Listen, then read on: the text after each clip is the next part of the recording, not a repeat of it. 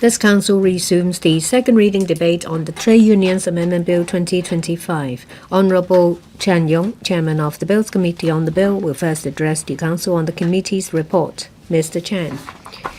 Thank you, President. I also thank the Secretary. In my capacity as the Chairman of the Bills Committee on the Trade Unions Amendment Bill 2025, I report the key deliberations of the committee. The Trade Unions Amendment Bill 2025, the bill for short, seeks to strengthen the statutory powers of the Registrar of Trade Unions in the regulation and management of trade unions to effectively discharge the duties under the National Security Law and the Safeguarding National Security Ordinance, and to improve the regulatory regime of trade unions to promote their healthy development.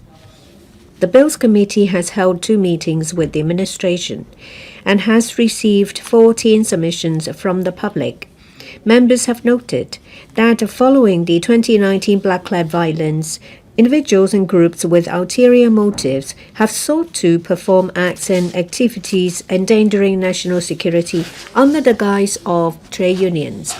There were also some registered trade unions engaged in activities suspected to be in contravention of the Trade Union Ordinance or inconsistent with their registered rules. Members agreed that there was a need to strengthen the regulation of trade unions. The bill could enhance national security in a targeted manner while giving due regard to the freedom and right of Hong Kong residents to form and join trade unions, and would not have any adverse impact on the operation of law-abiding trade unions.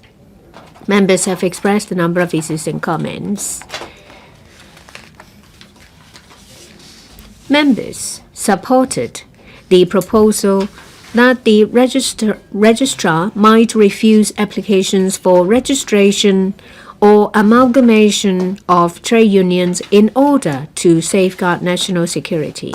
There would not be an appeal mechanism against such decision, but it would be amenable to judicial review to ensure that the procedures comply with the rules of natural justice under the common law and to minimize the risk of judicial review.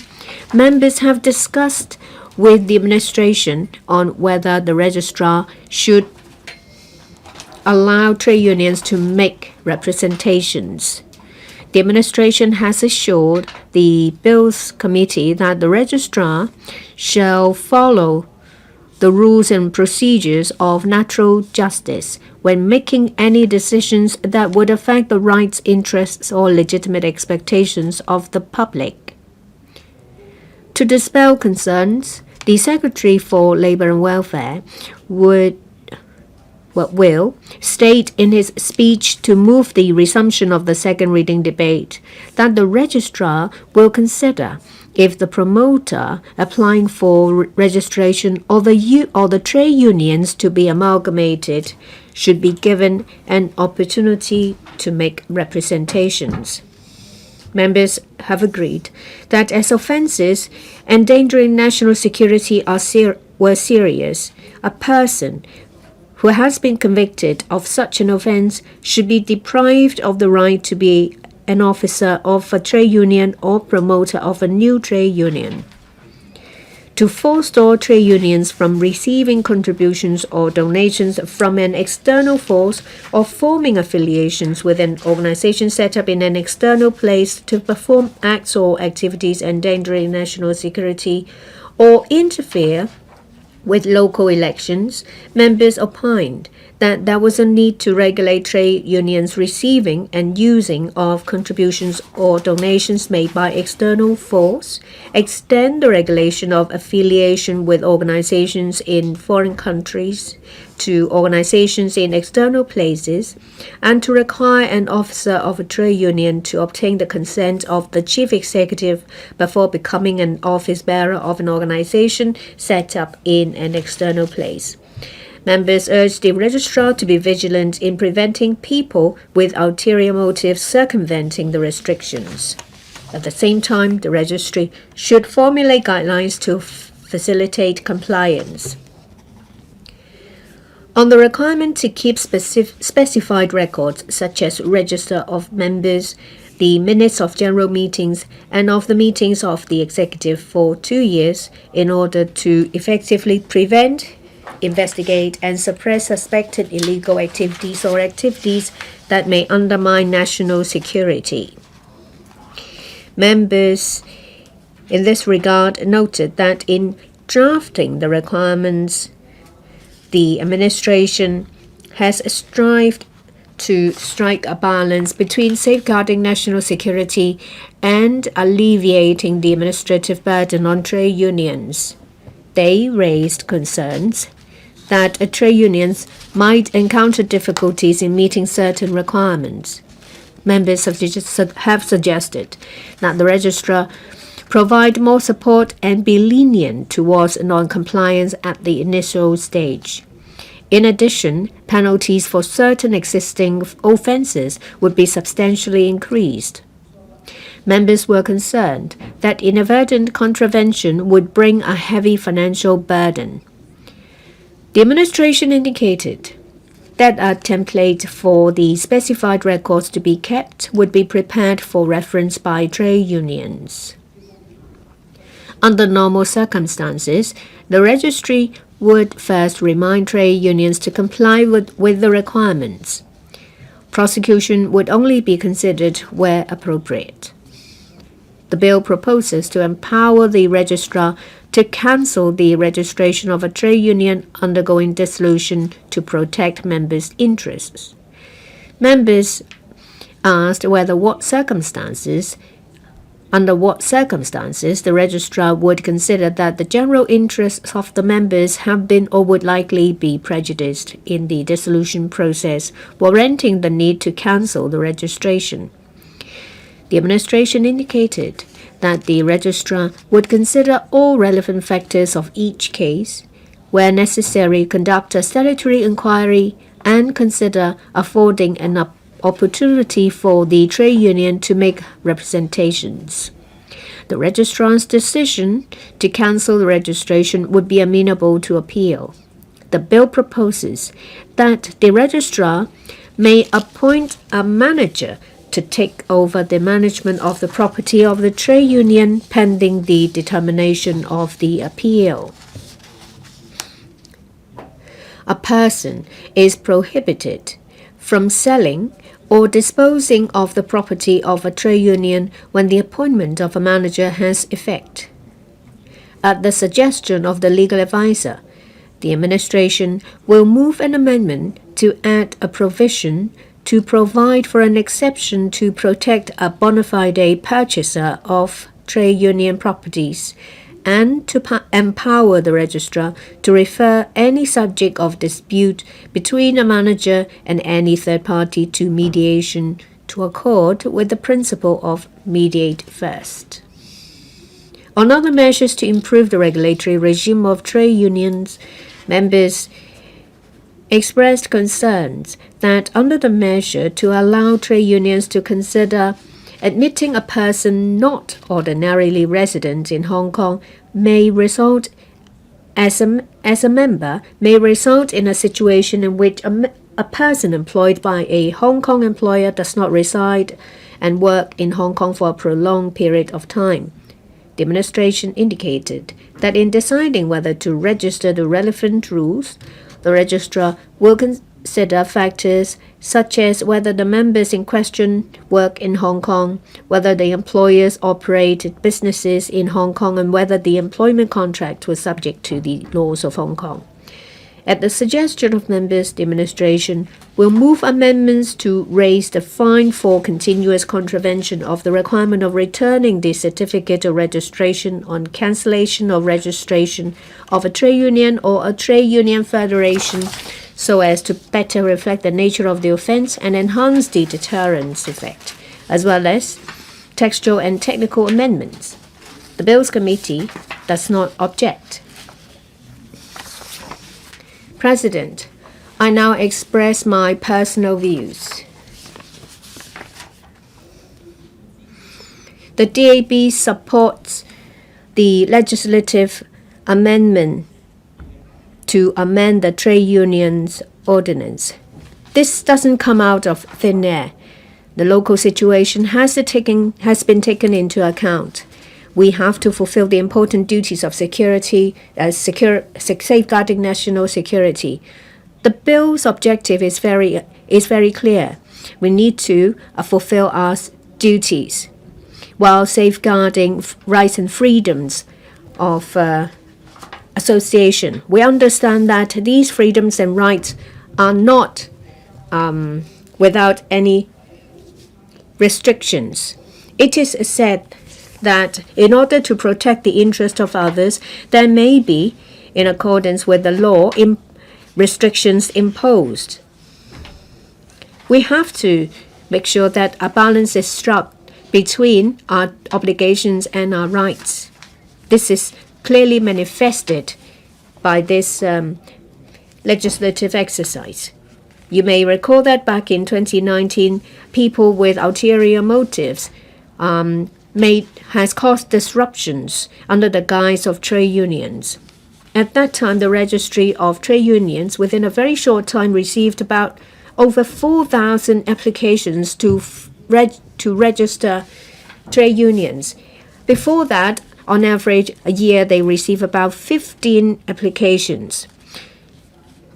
Well, after the promulgation of the Safeguarding National Security Law, 736 trade unions have disbanded, and there are a number of them that have been disbanded or deregistered. The proposal targets 3 areas. First, safeguarding national security. Hong Kong has gone through a difficult time. In this solemn chamber, we have seen destructions. The emblems were damaged. There were people who had been hurt or killed with bricks. There is a need to prevent trade unions being used to cause disruptions. The registrar will be empowered to refuse the application for registration of a trade union.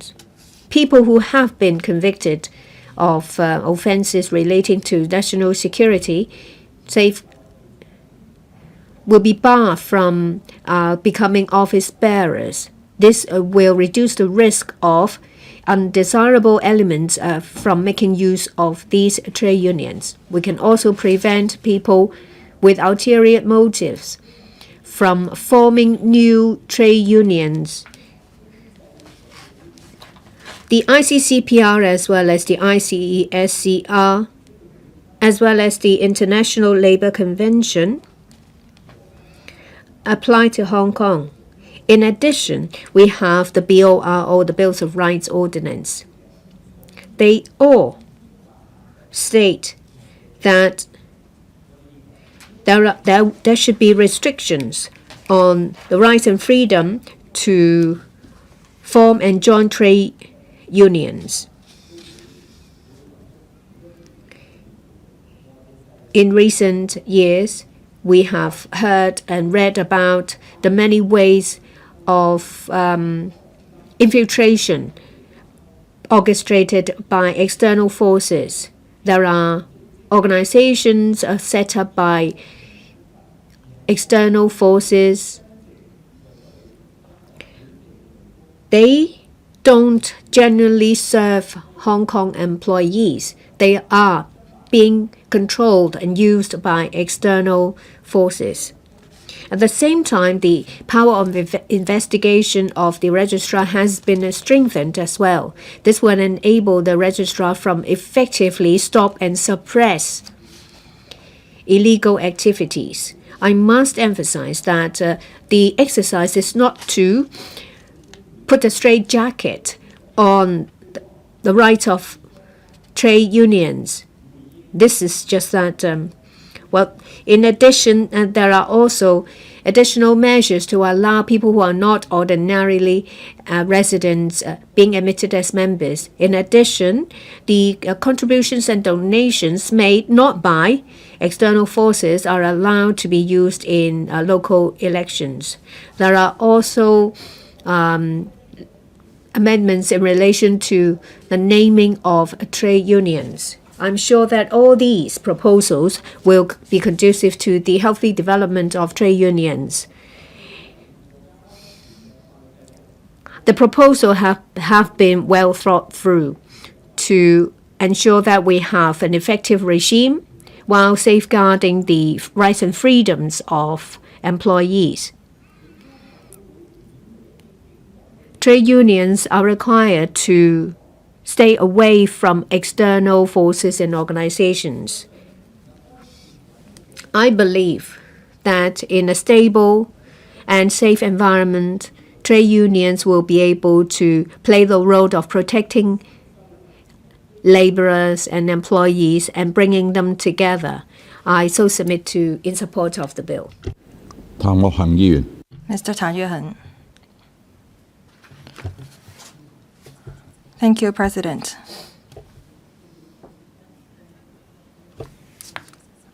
This is the 5th anniversary of the implementation of the laws of national security and the first anniversary of the implementation of the Safeguarding National Security Ordinance.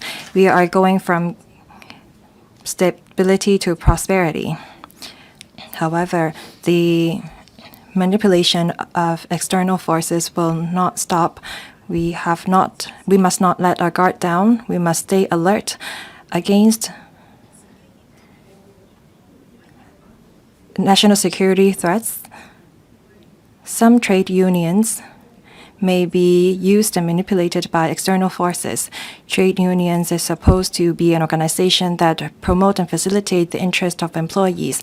However, some individuals or groups with ulterior motives try to perform acts and activities and endanger national security under the guise of forming trade unions.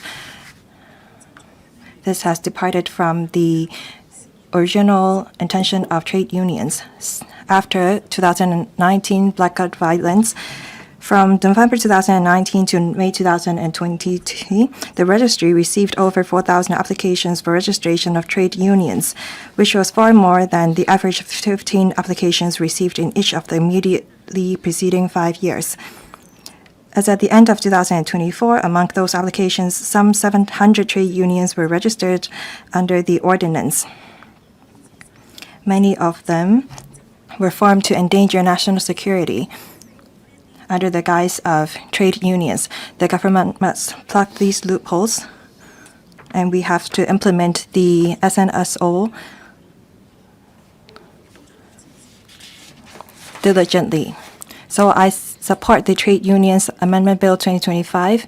This amendment is in the interest of the people and meets the expectations of the community. And it empowers the Register of Trade Union to prohibit persons who have been convicted of offenses endangering national security from holding office and reviews applications of trade unions for registration or amalgamation if it is necessary for safeguarding national security. The bill also regulates trade unions receiving and using contributions or donations made by external forces.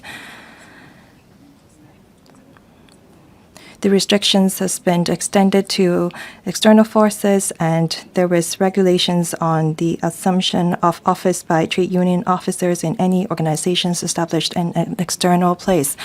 I believe that with the new regime, we can plug all the loopholes so that our trade unions will serve their original purposes of protecting the interest and welfare of employees and hence a harmonious relationship between employers and employees.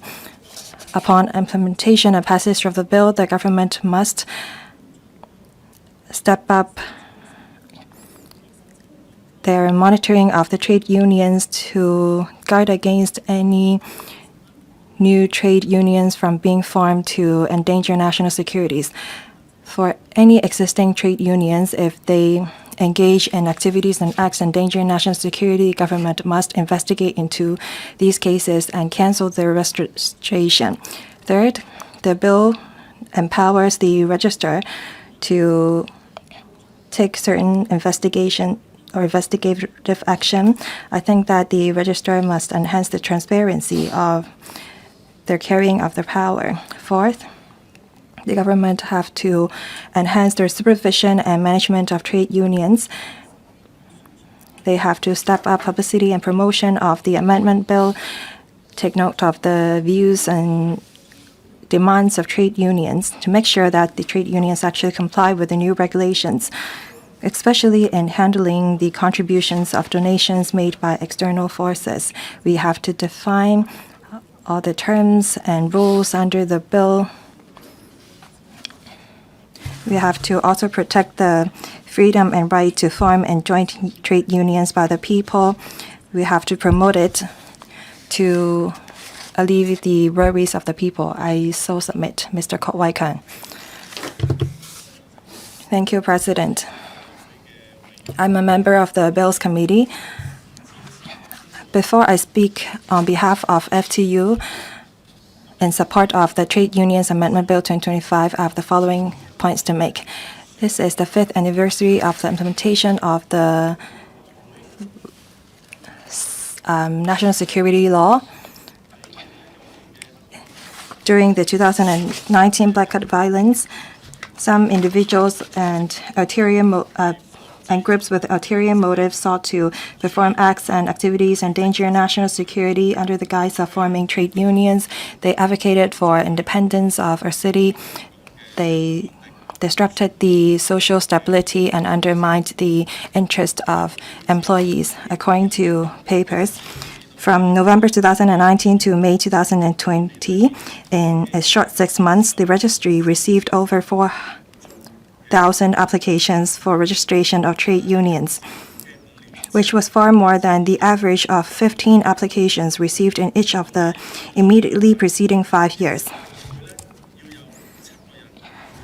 In order to apply to form a trade union, there has to be 7 people jointly apply and signed on the forms.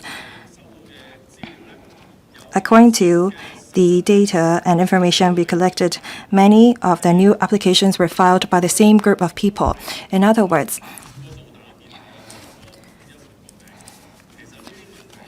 many applications were filed by the same 5 people with 2 random signatories. These people are after the seats in the LegCo and the District Council and the Labor Advisory Board. Mr. Xia Baolong, Director of the Macau and Hong Kong Affairs Office, said that the Safeguarding National Security Ordinance is here to protect the interest of the people, but the landscape and challenges that we face is still quite dire. We amend the trade union ordinance so that the SAR government can better implement these SNSO and the national security law. Among the large amount of new applications, the FTU asked the registry to guard against any infiltration of individuals and groups with ulterior motives who sought to undermine national security. We also asked to meet with the relevant government officials, asking them to step up monitoring of trade unions. We asked the administration to improve the relevant trade union ordinance. We have to make better use of the power enshrined in the ordinance to take enforcement action against trade unions being used for illegal purposes. We have to make sure that patriotic trade unions can develop healthily and that they will not be affected. The administration has taken on board our views by improving the trade unions ordinance. The FTU fully support the administration on this move. The bill seeks to improve the regime to plug the loopholes in the existing ordinance while preventing any criminals from engaging in any subsection subversion acts so that the trade unions can actually fulfill their responsibilities under the ordinance. As a representative of a trade union, I'm glad that the Labor and Welfare Bureau has consulted the trade unions and the LegCo members in detail and alleviated many of our concerns. Say, for example, under the bill, it is said that trade unions will be allowed to consider whether to admit persons who are not ordinarily resident in Hong Kong as a member, but they should be engaged or employed in Hong Kong in a trade, industry, or occupation with which the trade are directly concerned.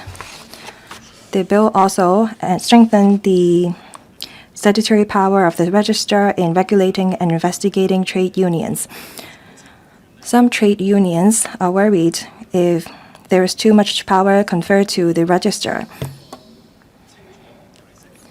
But as explained by the administration, in order to investigate into the premises of the trade unions, a warrant has to be sought from the court. Given the heightened geopolitical tensions and the changing international landscapes, we are still faced with national security risks. We have to guard against any external forces disrupting our society. The bill also regulates trade unions receiving and using contributions or donations made by external forces. It also regulates trade unions' affiliation with any organizations established in external places and assumption of office by trade union officers in any organizations established in an external place, so that external forces will not make use of trade unions to interfere in local elections and the affairs of the SAR government. According to the International Covenant,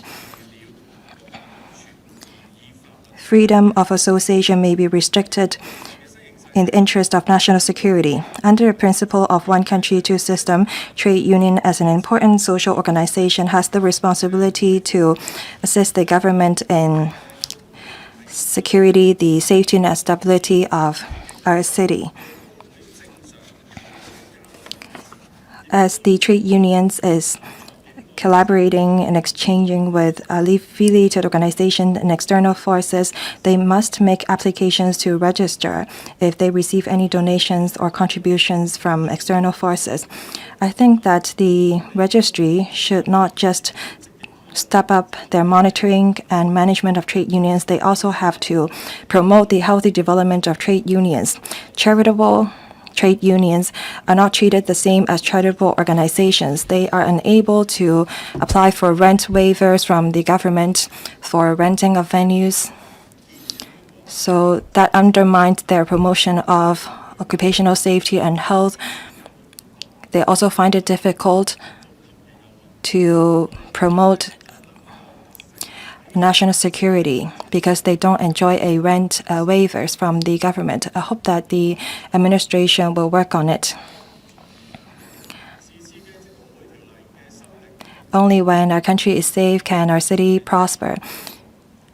This bill is an important move towards ensuring national security to guard against infiltration made by external forces. As long as the trade unions abide by the law and act in the interest of employees, they will not have to be worried about the new arrangements under the bill. I hope that upon passage of the bill, the administration will step up publicity and promotion to make sure that the trade unions are informed of the new regulations. President, I so submit. Kang Yun. Mr. Lee Chun-kung. Thank you, President. First of all, I thank Mr. Brave Chan for being the chairperson of the Bills Committee. Different parties have a common ground. That is, it's our duty to safeguard national security. We've seen many different forms of resistance. There was the scheme, and there was also a book using a wolf as a wrong metaphor to instill wrong values into children. So we should always stay vigilant. We should work together to eliminate risk of national security.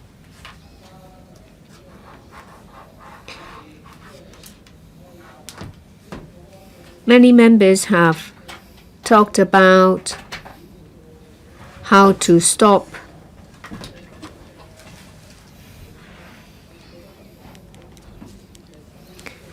dubious characters from undermining national security. The legislative proposal fulfills our constitutional duty. It helps us fulfill our duties to safeguard national security. This also prevents trade unions from being used as a political tool. As we all know that risks come in different shapes and forms. Infiltration is the same. We have to make sure that there is a sound legal foundation for the healthy development of trade unions in a time when Hong Kong is moving from stability to prosperity. We all remember vividly that back in 2019, during Black Cloud violence, some anti-China and Hong Kong elements made use of this loophole to form trade unions. They make use of trade unions as a platform to engage in illegal activities or activities that endanger national security. Many of these people don't even know what trade unions are for. They don't care whether their acts will promote the rights of members. They just want to make use of trade unions. Back in 2018, there were just an average dozens of trade unions registered, and slightly later there was just about several hundreds. A lot of people make use of this loophole. They want to secure a seat in our elections, as Mr. Kwok mentioned, in the LegCo, in the election committee, and many different advisory committees and other boards. On a number of occasions, they call for strikes, stopping traffic. They have harmed people's livelihood. There was an alliance of HA. They have on a number of occasions staged strikes, and there is also the Association of Speech Therapists. We can see very clearly that at that time trade unions have been used as a political tool. People with ulterior motives made use of this loophole to disrupt Hong Kong's stability. This proposal is necessary to right the wrong. The registrar is empowered to refuse applications. This will enable the fulfillment of our duties to safeguard national security. Persons convicted of offenses relating to national security will be barred from being office bearers. Any contraventions will face severe penalty. These are necessary proposals to ensure that the trade unions will operate legally, that they will not be hijacked to engage in illegal activities. Trade unions will perform their lawful duty to fight for the rights of employees and their members. Safeguarding national security and development of trade unions are compatible. You will have to ensure that trade unions are properly run in order to protect the rights of workers. Compliant trade unions will not be adversely affected. This shows that under the one country, two systems, we have a balance between obligations and duties. This is a win-win situation when we have secured the rights of employees as well as stability and prosperity. Without stability and safety, we don't have prosperity. Our country will have to be safe before our homes are safe. So we need to safeguard national security. We need to protect investors' interests so that trade unions will play its role to ensure prosperity and development. I speak in support of the bill. Mr. Chow Siu-chung. The aim of the bill is to strengthen the regulation of trade unions and to ensure that national security is safeguarded. We can remember very clearly about what happened back in 2019. A number of people made use of trade unions to call for illegal activities, say, for example, illegal assembly, political strikes that runs counter to the aim of trade unions. There was a large number of trade unions being formed, and they've been used to undermine national security. At the end of 2019, there were about 900 registered trade unions. But between November 29 to 6 months later, the registry received over 4,000 applications, which was much higher than the average dozens of applications. It was an increase about 250%. A lot of people were concerned that the normal operation of trade unions would be affected. Trade unions would be hijacked to engage in activities endangering national security. With the vigorous handling of applications, the abuse was stopped. For reasons of safeguarding national security, there is a need to amend the law. I believe that trade unions will have favorable conditions to develop and fight for the rights of members. There are a number of additional requirements to ensure national security. Say, for example, stopping certain people from being the promoter or members of trade unions. The registrar is also empowered to refuse applications for reasons of national security. The statutory power to investigate by the registrar is also strengthened. I support them. These provisions have struck a balance between safeguarding national security and the operation of trade unions. People who have been convicted of national security offenses may not be office bearers, but they can still be members. If they encounter labor disputes, they can turn to trade unions for assistance.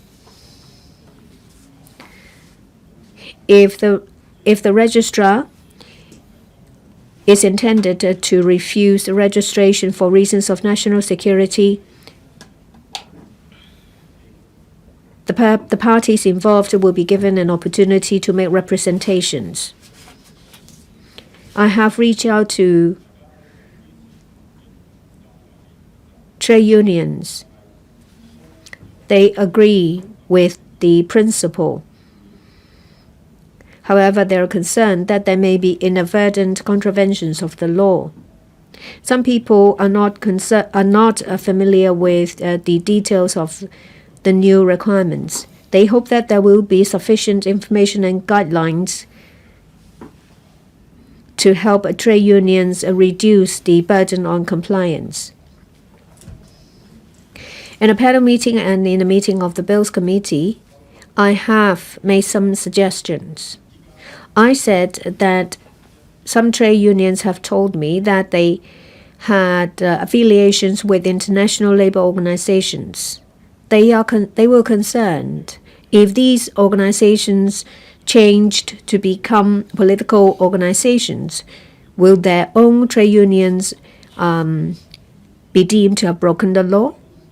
The administration has clearly explained that should that happen, the trade unions would be notified. The trade unions could immediately break the affiliation. There is also a requirement to keep records. They are register of members as well as requirements on 5 areas. Also information relating to members, minutes of general meetings as well as meetings of the executives. They have to keep it for 2 years. Trade unions have expressed concerns to me. For sizable trade unions, they will have to consolidate particulars of tens of thousands of their members to meet the new requirements, which is an arduous task. There is a transition period for trade unions to make arrangements. Smaller trade unions may face different difficulties. They should have no difficulties in collating the register of members. However, they may encounter difficulties in keeping the records for 2 years. The meetings may not be formal. There may not even be minutes. They don't know how to prepare minutes or what to include in these minutes to meet the statutory requirements. The administration has explained that a simple record would suffice. Say, for example, the number of attendees, the content of the resolutions. They are simple informations. They are simple information. The administration would prepare templates for trade unions' reference.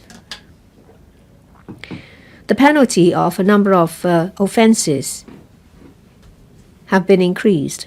It's been a few years. I understand there is a need to raise the penalties. However, for some, it is a substantial increase. It might be a jump from level 1 to level 4, that is $45,000. For smaller trade unions, they are concerned that they might have made an inadvertent mistake and end up having to pay through their nose. If they don't have sufficient funds to pay, they will have to consider dissolution. The administration said in the Bills Committee that they will not go straight to prosecutions simply because of information being left out.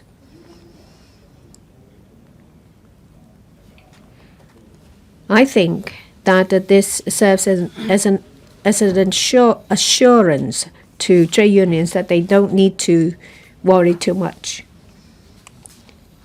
I understand that still there are members of trade unions that are not familiar with the details of the amendment. I explained to them about the new requirements and what are the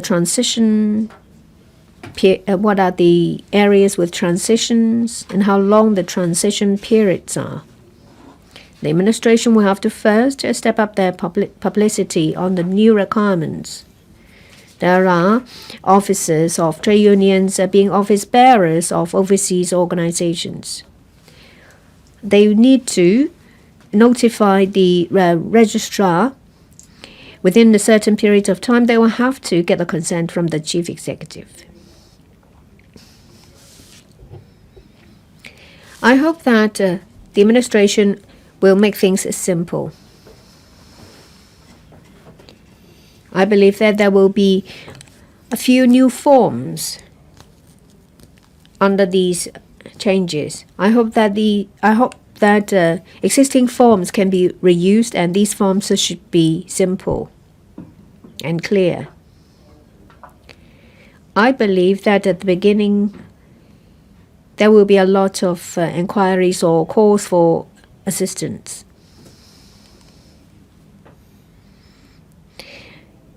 Then there may be more work in relation to national security. I hope that the administration will set aside sufficient manpower to tackle the additional workload. I so submit to support the Trade Unions Amendment Bill 2025. Mr. Lam Chen Sing. Thank you, President. The amendment to the TUO will strengthen the regulation of local trade unions. This will better safeguard national security in Hong Kong.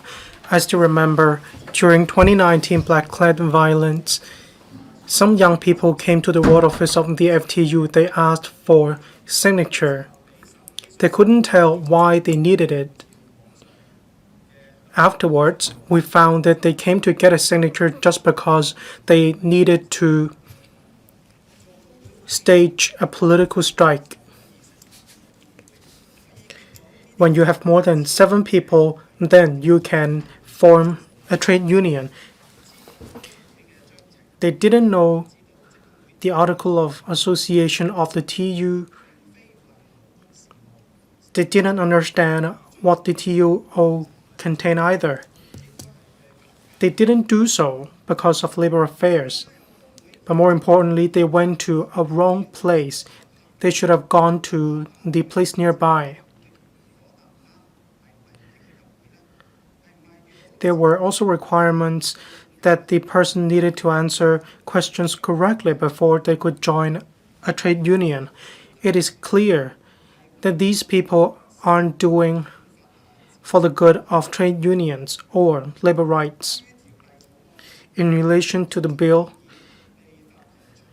I agree for those breaching the national security laws. They could not hold office as the officer or the promoter of a trade union. Otherwise, they might once again endanger national security. But then the bill doesn't forbid people convicted of national security offenses from becoming members of trade unions. They can still join trade unions and become members. They may join the trade unions to express views on labor policies to the government. They can continue to accept services provided by the trade unions. They are still eligible to enjoy labor benefits enshrined under the law. We can see that the bill has factored in the need for members of the public to take part in the formation of trade unions. A proper balance has already been struck in relation to the liaison with affiliated organizations out of Hong Kong. Before the receipt of funds, a declaration will have to be made to the Registrar of Trade Unions. Only when the Registrar approves may the trade unions receive and use the funds. This will give trade unions peace of mind. But then the coverage of funds is very wide based on our experience.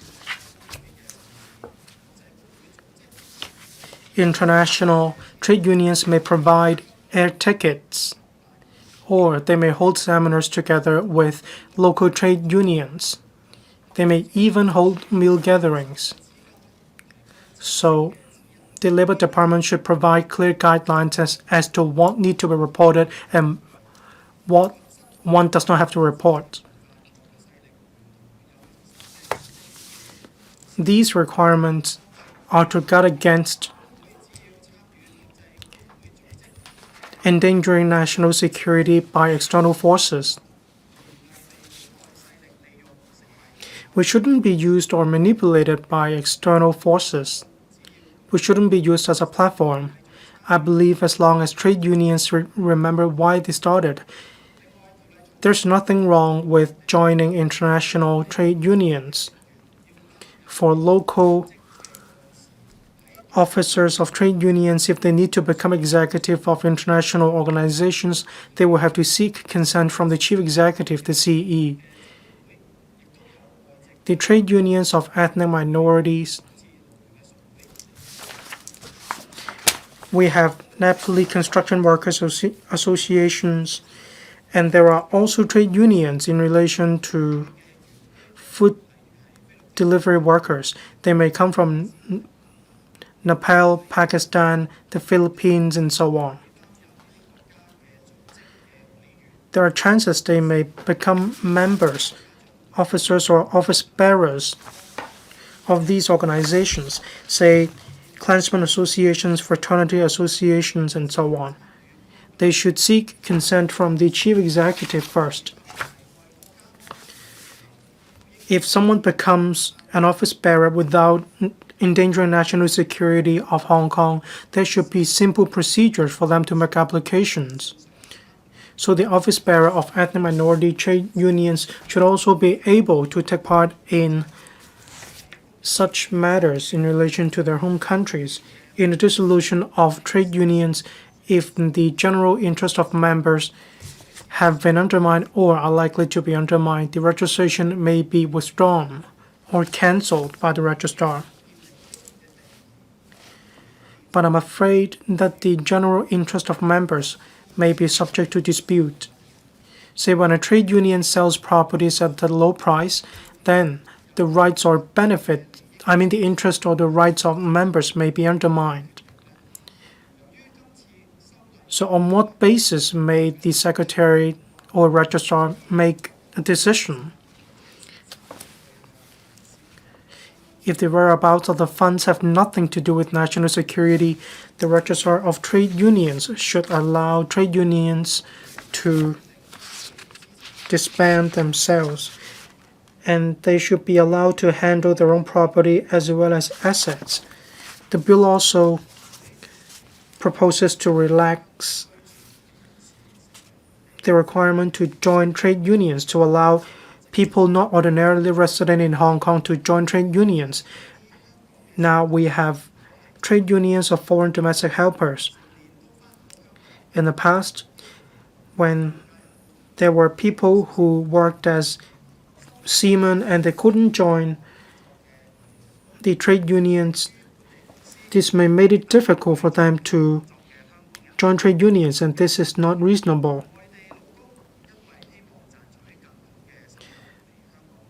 For imported workers or foreign laborers, they come to Hong Kong in order to make more money to provide for their family.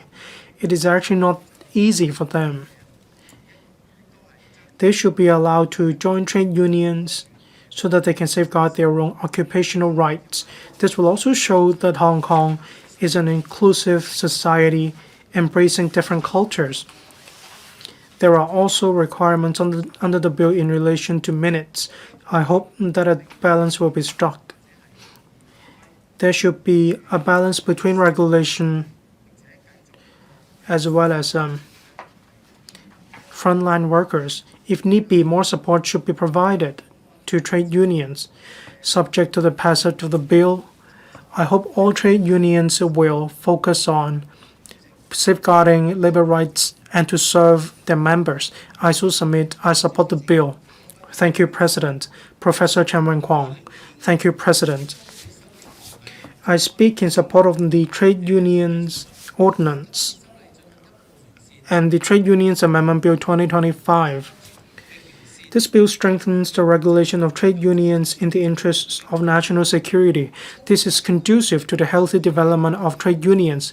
We won't forget what happened during blacklight violence in 2019.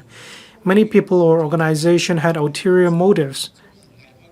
They endangered national security under the guise of forming trade unions. We managed to put a stop to these activities with the promulgation of the NSL. Director Mr. Xia Baolong said in the 5th anniversary forum of the promulgation and the implementation of NSL, he said that we shouldn't let down our guard. We shouldn't forget the pain when the wound is healed. We should guard against any potential risks in different shapes and forms. The international landscape is in a state of flux. We need to stay vigilant. We cannot afford to let our guard down. So we do have the responsibility to enhance the TUO. That's how we can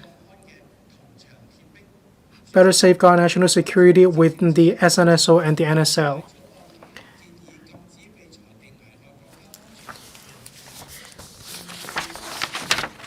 For people breaching national security offenses, they cannot become promoters or members of the trade unions. I believe these amendments are reasonable. National security offenses are very serious. Once they hijack the trade unions and conduct acts that may endanger national security, the consequences will be dire.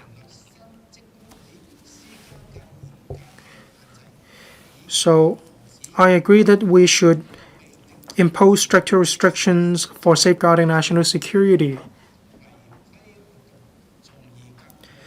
This will forbid people from endangering national security by forming new trade unions. The bill only prohibits persons convicted of national security offenses from becoming members. From officers and office bearers. However, there's no restriction when it comes to becoming members or voting members. We need to strike a balance between societal benefits and individual rights. This is reasonable. This warrants our support. The bill also forbids the receipt of contributions or donations to support local elections. On a regular basis, reports and declarations need to be made to the Register of Trade Unions. This way, we can effectively prevent external organizations from interfering with matters in Hong Kong. This is of critical importance when it comes to safeguarding national security. I support these proposals, but then as Mr. Xia Baolong said, foreign interferences will never stop to affect us. I believe they will circumvent all the regulations and restrictions of the bill. Upon the passage of the bill, I believe we need to prevent external forces from providing donations and contributions to rig local elections or undermine the quality of local elections. They may not be recorded in the books. They are also difficult to be identified and guarded against. The bill also proposes to empower the Registrar of Trade Unions to refuse application for trade unions or amalgamation of trade unions. There are amendments in relation to officers of local trade unions becoming executives or office bearers of affiliated organizations in external places.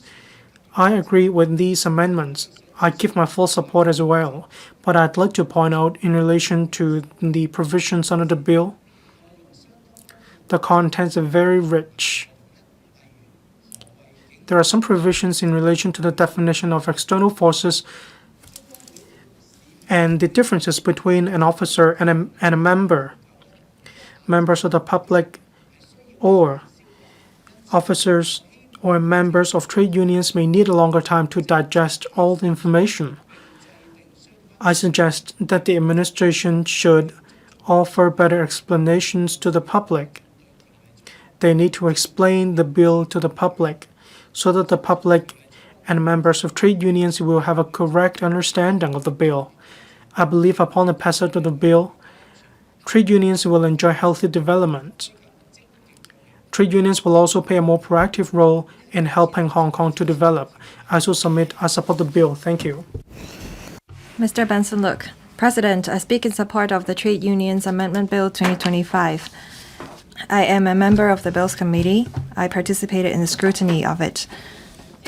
The bill seeks to amend the Trade Unions Ordinance and subsidiary legislation to empower the registrar to refuse applications of trade unions if it is necessary for safeguarding national security for registration or amalgamation, prohibit persons who have been convicted of an offense endangering national security from holding office in any trade unions or signing any applications for registration of trade unions, regulate trade unions receiving and using of contributions or donations made by external forces, etc.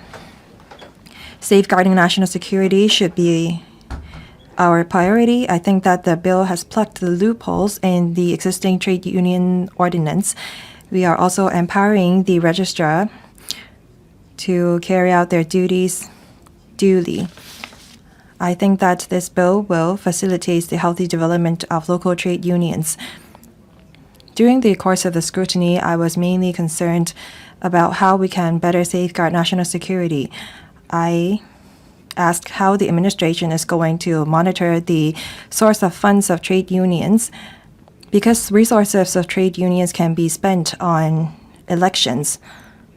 The administration said that even though the registrar may approve the receipt and using of contributions of or donations made by external forces by trade unions, but the registrar must not approve of using such contributions or donations on local elections. I think that this move will prevent trade unions or external forces from influencing local elections.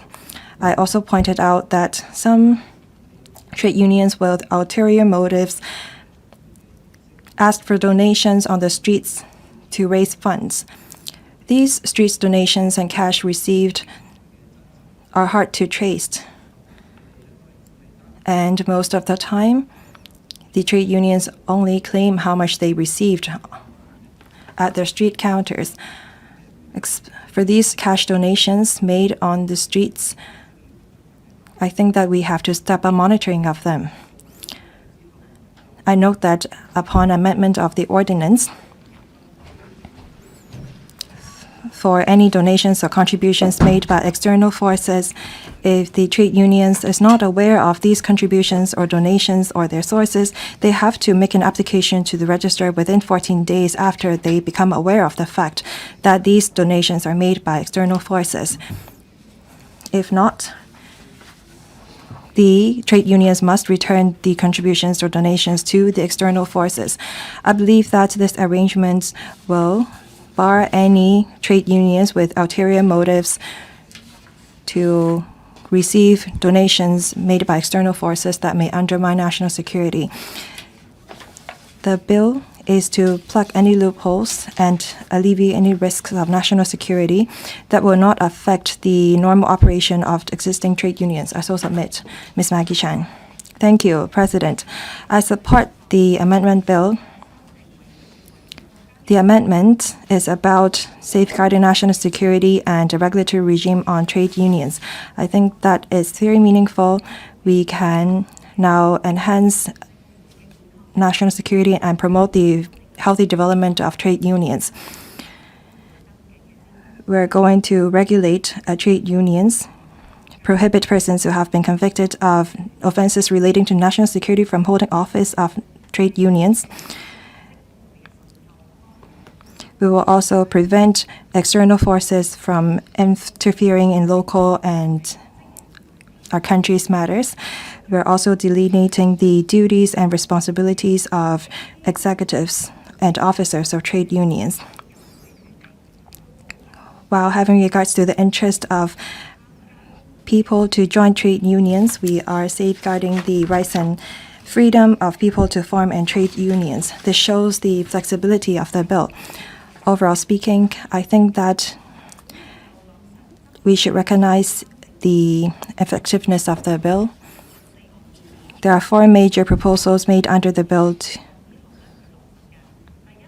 First, we are to strengthen the declaration of nationality of registrar.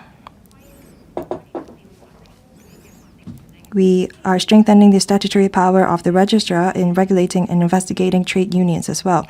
Although under the Civil Service Code, there is already regulations over the power of the registrar, we have to further enhance the declaration requirements of registrar on nationality because of his power and authority.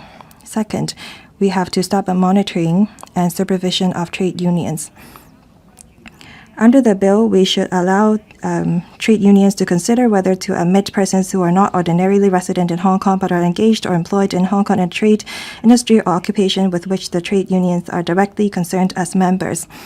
I think that we should issue guidelines and practical codes to set out standards for trade unions as they consider whether to admit persons who are not ordinarily resident in Hong Kong. Third, I think that we should step-up scrutiny of trade unions officers to prevent external forces from manipulating executives and office bearers of trade unions, to make sure that the decision made by the trade unions will not be interfered by external forces. Lastly, we should offer tax incentives and rent allowance waivers for trade unions organizing national security-related events. Thank you. Mr. Bill Tang. There is an explicit requirement under the national security law for organizations and individuals to ensure or safeguard national security. We have to safeguard national security. We have to abide by the law. We also have the duty to promote national security. Employees, naturally, will have to fulfill these duties.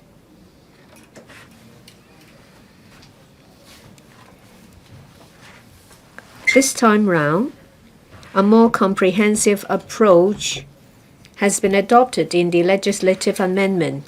I support the proposal. I thank the Bills Committee for their work on the scrutiny of the bill.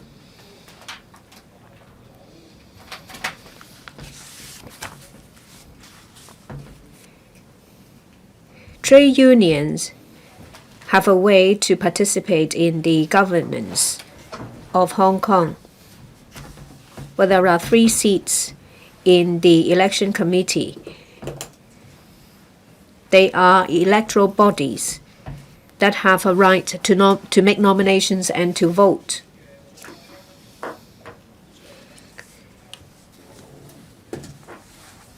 Ensuring national security in relation to trade union is a duty. This is to ensure that Patriots administering Hong Kong is effectively implemented.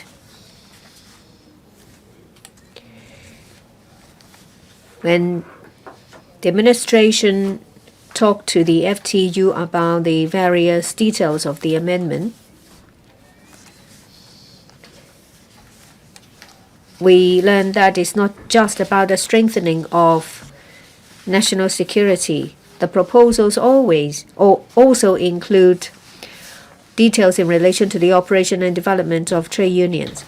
On these, I have some comments to make. Currently, leaders of trade unions have a way to take part in advisory committees. This is a form of recognition from the government. We thank the government for that.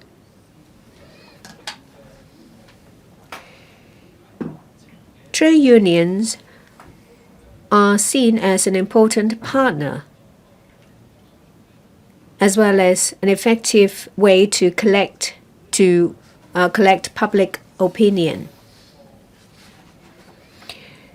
Should more be done in terms of facilitation and resource devotion? Let me give you an example. And there are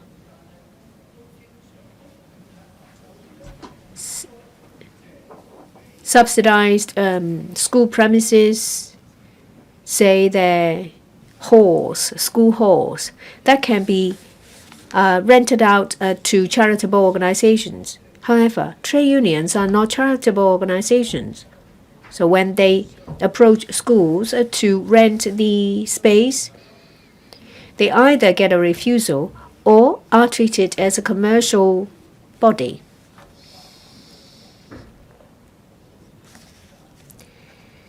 This is an obstacle in the development of services of trade unions. Of course, charitable organizations will have requirements to fulfill. They have to submit an audited report every year.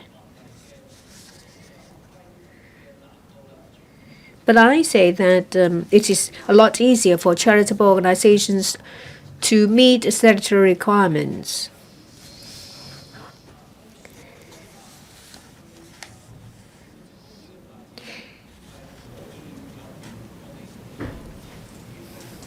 Can measures be put in place to facilitate the development of trade unions?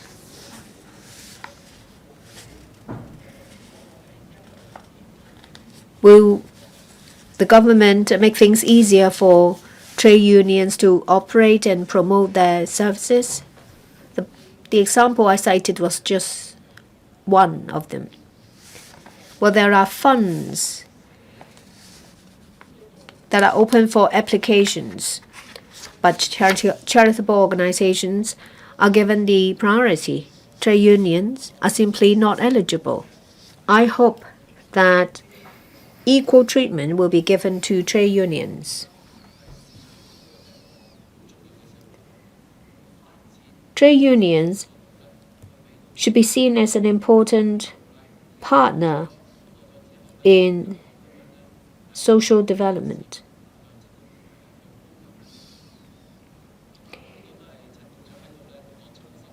Well, measures should be put in place so that trade unions can more effectively provide their services.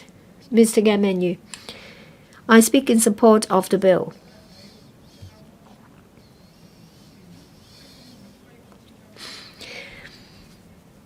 The exercise has struck balance between safeguarding national security and improving the regulatory regime of trade unions. Activities and acts endangering national security will be prohibited. This also safeguards ensures the healthy development of a trade union. Compliant trade unions will not see their compliance burdens being increased. I think that this is in line with the overall interest of Hong Kong.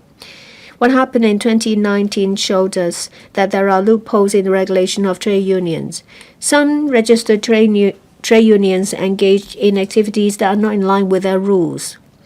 They might be contraventions of national security or the ordinance itself.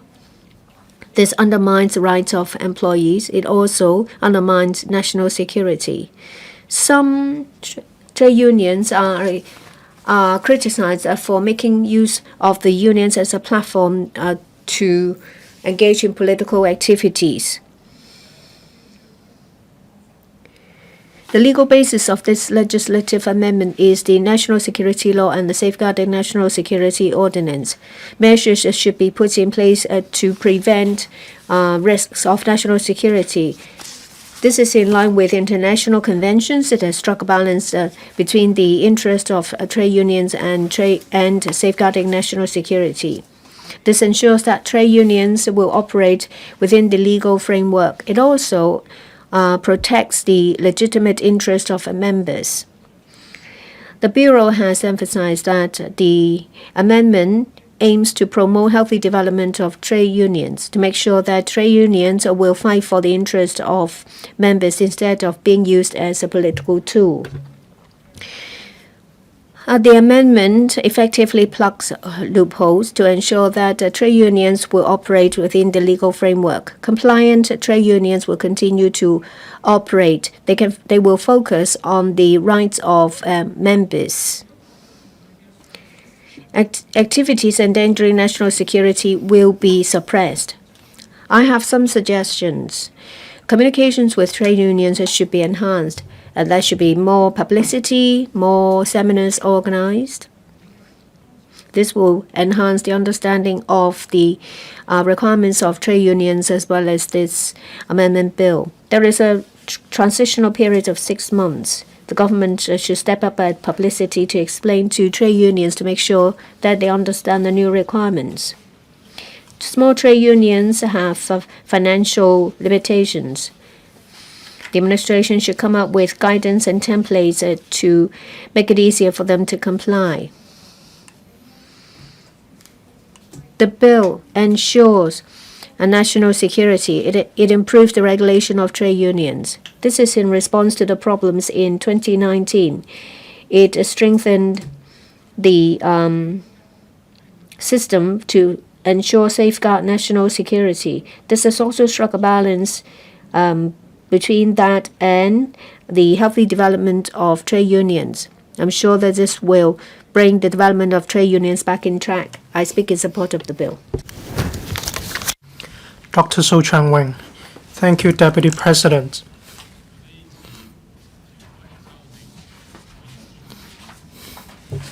The purpose of the amendment is to enforce and implement Article 9 of the Safeguarding National Security.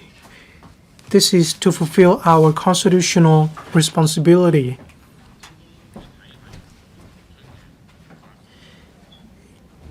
We have seen legal loopholes to be plugged. We need to stop external forces from interfering with affairs in Hong Kong. Trade unions shouldn't be used as political tools to destabilize Hong Kong.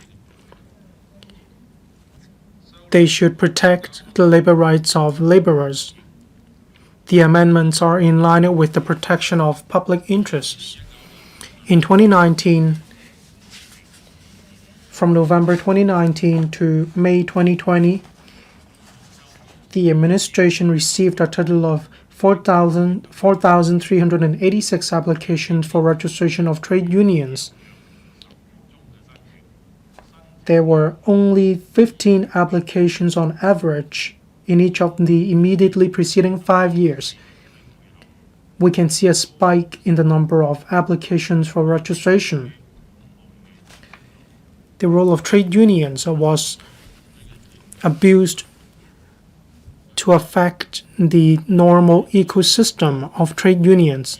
As far as I understand, the vast majority of the applications were filed by destabilizing forces. They made the application to form trade unions not to safeguard labor rights. Instead, they had their hidden agenda in relation to politics. I believe members of the public still have vivid memory. There was a strike initiated by a group to paralyze the healthcare system in Hong Kong. There was also the publication by the General Union of Hong Kong Speech Therapists. These show the loopholes of the system. Unlawful elements interfered with the politics of Hong Kong. They interfered with the governance of Hong Kong as well. They advocated Hong Kong independence. They used the loopholes of the system to affect Hong Kong, severely affecting the law and order situation of Hong Kong.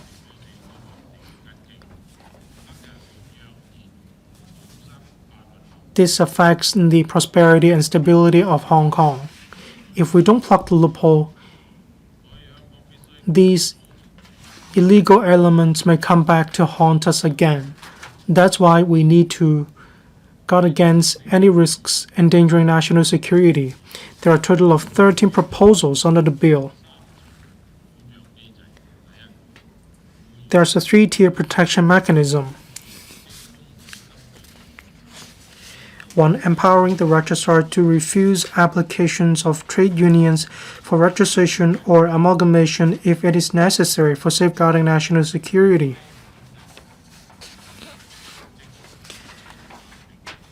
The registrar is also proposed to be given more statutory powers to regulate and investigate trade unions. Officers should be allowed to enter premises to initiate investigations. Persons convicted of national security offenses should be barred from becoming members, officers, or promoters of trade unions. We need to guard against any improper interference by external forces. As for contributions and donations, trade unions need to seek consent or approval from registrar before they can receive such. They must not be used for elections either. I believe these amendments have taken into account public interest. They are backed with evidence and reasons.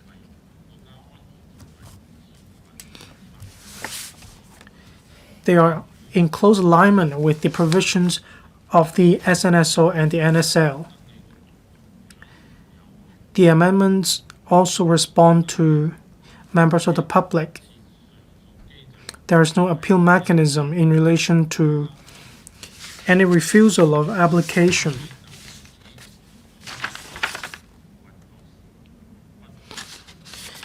This matches the mechanism in place under the SNSO. There is no appeal mechanism either. The administration undertakes that the Registrar of Trade Unions will comply with natural justice under common law. Opportunities will be given to trade unions to make representations. A judicial review may be lodged as well. In my opinion, the administration does have its own reasons to make these amendments. The rights to join trade unions is protected, and a balance has been struck between this right and safeguarding national security. I speak in support of the bill. Mr. Lai Tong-kwok. Deputy President, I speak in support of the Trade Unions Amendment Bill 2025. I'm a member of the Bills Committee. We had 2 meetings. That said, the Secretary and his team patiently answered our questions, although our questions might be quite direct and sharp.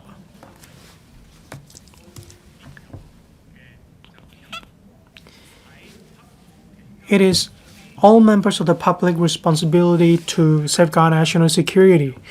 During Black Cloud violence, a lot of people formed trade unions. Back then, some trade unions performed activities, and all of us could see this back then. It is necessary to effectively plug this loophole. Therefore, I'm glad to see that we have the Trade Unions Amendment Bill 2025. I'm glad that we're in the final stretch of the legislative exercise. I'd like to raise 2 points. Section 10 of the bill proposes to amend Section 8 of the Trade Unions Ordinance.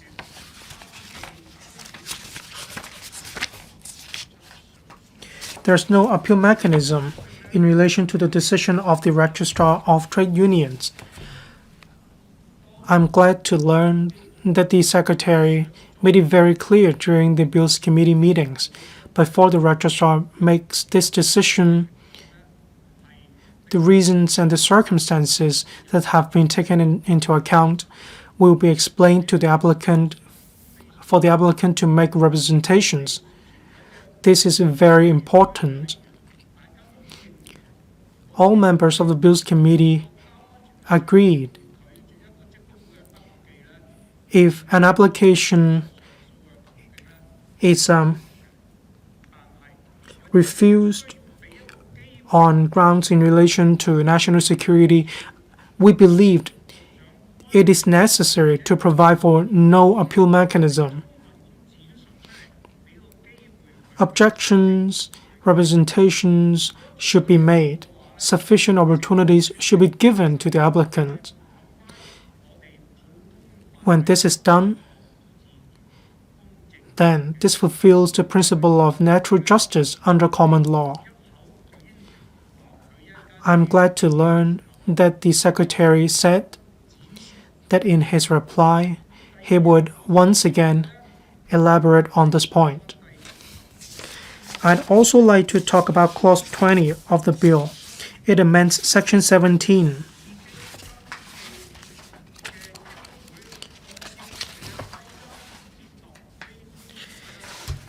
It allows a person who is not ordinarily resident in Hong Kong but is engaged or employed in Hong Kong in a trade, industry, or occupation with which a registered trade union is directly concerned may also be a member of the trade union if the rules of the trade union allow such a person to be its member.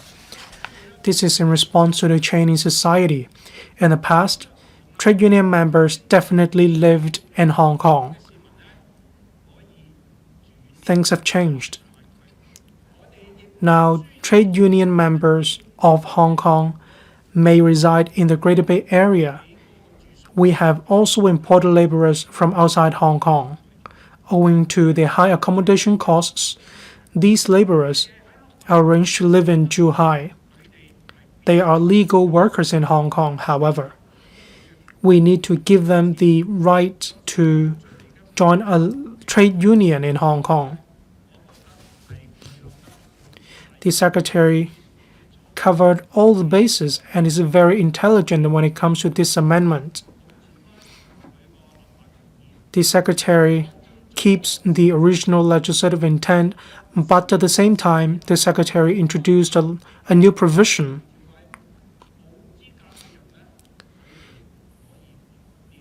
It allows people who aren't eligible under existing provisions to be given the right to join trade unions. I must commend the efforts of the Secretary. I so submit. Does any other member wish to speak? If not, I will call upon the Secretary for Labor and Welfare to reply. Then the debate will come to a close. Deputy President, the second reading debate on the Trade Unions Amendment Bill 2025 is resumed today. I sincerely thank the Chairman of the Bills Committee, Mr. Brave Chan, for his leadership, all members for their efficient and high-quality scrutiny of the bill, and the Secretariat of the Council for their full support. I'm also grateful to members who spoke just now for the support for the bill. I also thank them for expressing their valuable views.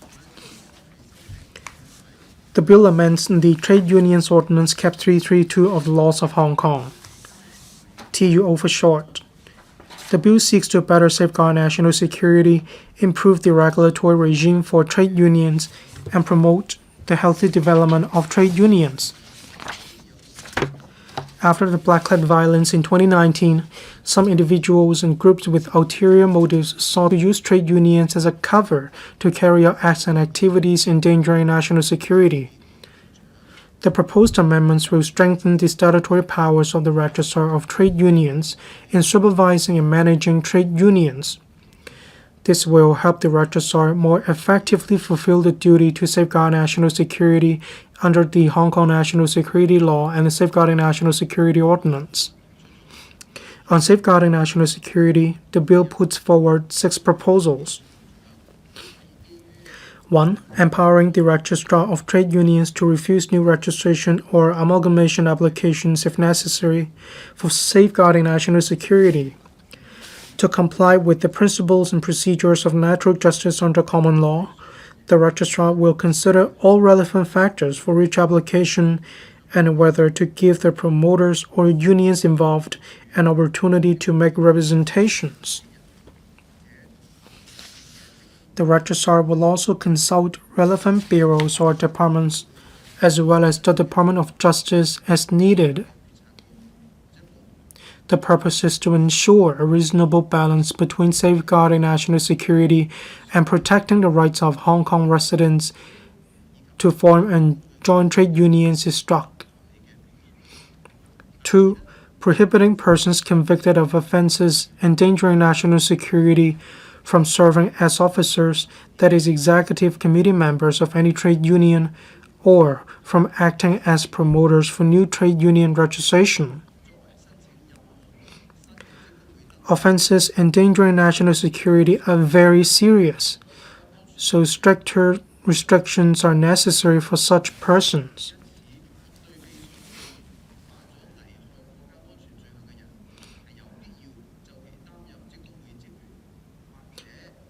The bill has factored in the severity of national security offenses by introducing this amendment.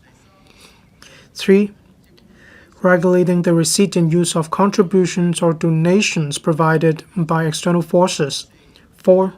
extending the current restrictions on trade unions becoming members of organizations established in foreign countries to also cover organizations established in external places. 5. Regulating trade union officers serving as office bearers in organizations established in external places. 6. Strengthening the statutory powers of the registrar in regulating and investigating trade unions. On improving the regulatory regime, the bill also proposes 6 measures. 1. Empowering the registrar to cancel the registration of a trade union undergoing dissolution if the general interests of its members have been or are likely to be prejudiced. 2. Shortening the notice period for cancellation of registration from 2 months to 28 days to align with the appeal period. 3. Empowering the registrar to refuse registration of a trade union if its name is likely to deceive or mislead the public. 4. Allowing trade union funds not provided by external forces to be used for election committee and chief executive elections. Currently, trade union funds can already be used for legislative council and district council elections. 5. Allow registered trade unions, according to their registered rules, to admit as members who are not ordinarily resident in Hong Kong, but are engaged or employed in a relevant trade, industry, or occupation in Hong Kong. 6. Facilitating trade union operation and streamlining technical procedures for the registry. I notice some members are concerned about the proposal to allow registered trade unions, according to their registered rules, to admit as members who are not ordinarily resident in Hong Kong. I wish to explain that this is an exceptional arrangement. It allows individual registered trade unions to consider the admission of such persons only if they are engaged or employed in a relevant trade, industry, or occupation in Hong Kong. If a union wishes to do so, it must amend its membership rules, and it also must have the amendment registered by the registrar before the admission of such persons.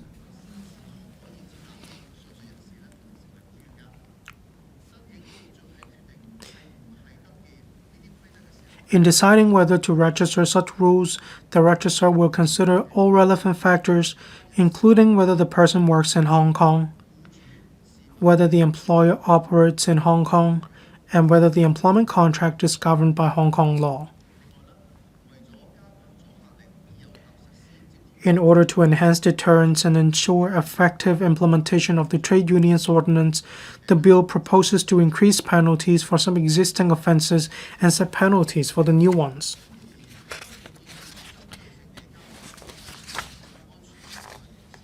In summary, the proposed amendments will strengthen national security and improve the regulatory regime for trade unions in a targeted manner. Meanwhile, they respect the freedom and rights of Hong Kong residents to form and join trade unions. They will not adversely affect the operation of law-abiding trade unions. The government has also taken on board the bill's committee's views and will move several amendments. I'm going to explain them at the committee stage. If the bill is passed by the Legislative Council, the amended ordinance will take effect 6 months after its publication in the Gazette. Some proposed amendments have transitional arrangements. This will allow trade unions sufficient time to prepare for the new requirements. During this period, the Labor Department will step up publicity and prepare reference materials to help trade unions understand and comply with the new requirements. The main purpose of trade unions is to promote and safeguard the occupational interests of their members. The proposed amendments will help trade unions to return to their original mission and support their long-term healthy development. I'd like to thank the Labor Advisory Board, the Panel on Manpower of the Council, and the major labor organizations for their support for the proposals. I'm also grateful to the Bills Committee for its thorough scrutiny of the bill and valuable views expressed. Here, I'd like to urge members to support and pass the bill, as well as the amendments I'm going to move later. President, I so submit. 現在嘅代 And I'll put the question to you that the Trade Unions Amendment Bill 2025 be read the second time. Will those in favor please raise their hands? Those against, please raise their hands. I think the question is agreed by a majority of the members present. I declare the motion passed. Trade Unions Amendment Bill 2025. The Council now